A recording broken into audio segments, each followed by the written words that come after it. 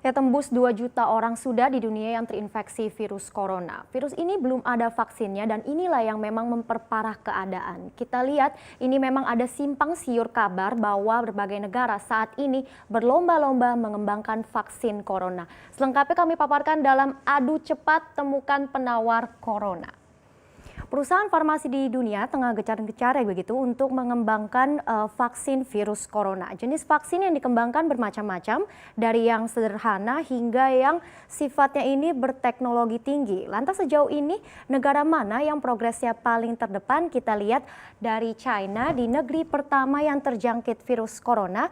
Ini China sendiri sudah menemukan vaksin dinamakan yaitu adenovirus. Ini sudah diuji oleh tim epidemiologi militer dan sudah memasuki uji klinis fase kedua.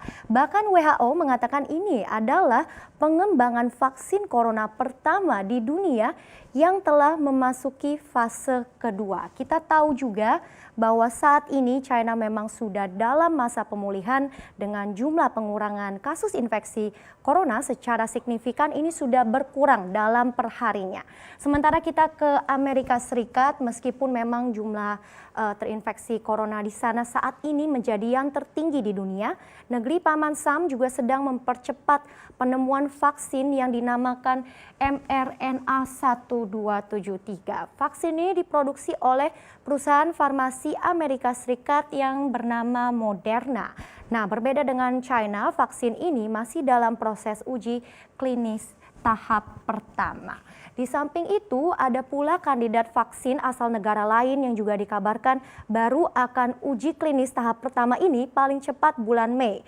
Jadi dari segi kecepatan, penemuan vaksin oleh China dan Amerika Serikat menjadi yang terdulu. Bahkan dalam beberapa bulan ke depan, kedua negara ini berencana untuk membangun fasilitas produksi vaksin.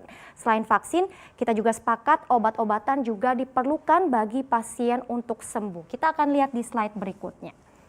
Nah, dalam kasus pandemi seperti ini, vaksin dan obat sama-sama penting. Maka itu perusahaan farmasi di dunia ini bekerja sama untuk menggarap proyek pengembangan obat-obatan antivirus untuk virus corona. Obatnya macam-macam, ada yang untuk antibodi dan lain sebagainya. Nah, walaupun saat ini sudah ada beberapa jenis obat yang digunakan, namun obat yang dipakai ada yang responnya itu baik, ada juga yang tidak ada dampaknya. Kita lihat contoh obat COVID-19 yang dinilai paling efektif di beberapa negara. Ada Amerika Serikat yang menggunakan obat remdesivir.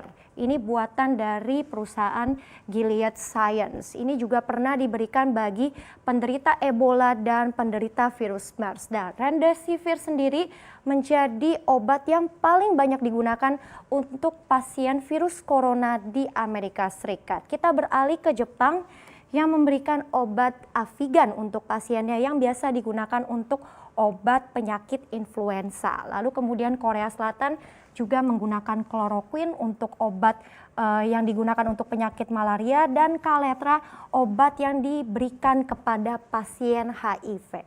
Selanjutnya kita juga akan mencermati bagaimana dengan Indonesia sendiri, apa saja perkembangan perusahaan farmasi dalam negeri untuk menangkal virus COVID-19.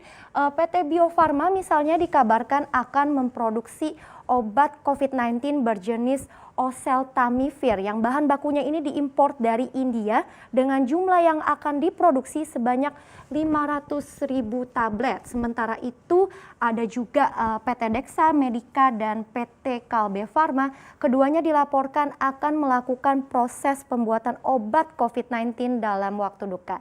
Sebagai informasi juga untuk Anda, perusahaan farmasi Indonesia berikut ini turut berkolaborasi dengan pihak luar negeri. Dan yang terbaru ini kita dapat update, rencananya PT Bio Farma akan bekerja sama dengan lembaga kesehatan milik Bill Gates dan akan mengembangkan vaksin COVID-19. Nah, tapi proses produksi vaksin ini diprediksi oleh pihaknya dapat digunakan masyarakat dalam waktu 2-3 tahun mendatang. Kedengarannya memang masih lama ya, tetapi ini sudah terbilang cepat karena prosedur proses ini adalah prosedur emergency policy, di mana proses pembuatannya ini akan dikebut dari biasanya. Berikutnya kita lihat sekalipun memang ada vaksin dan obat yang berhasil dikembangkan, tetapi masih ada tantangannya. Apa saja tantangannya yang nanti akan dihadapi? Ini memang sifatnya beragam dari sisi teknis misalnya dan juga dari sisi sosial ekonomi. Dari aspek teknis dulu, tantangannya adalah bagaimana kita ini melihat produksi vaksin atau obat dalam skala besar. Seperti apa? Karena kita juga mengacu pada jurnal Nature yang dimana waktu yang dibutuhkan untuk mengembangkan vaksin paling cepat adalah 12 sampai 18 bulan. Jadi begitu adanya kemungkinan besar apabila vaksin ini baru ditemukan ketika pandemi sudah reda.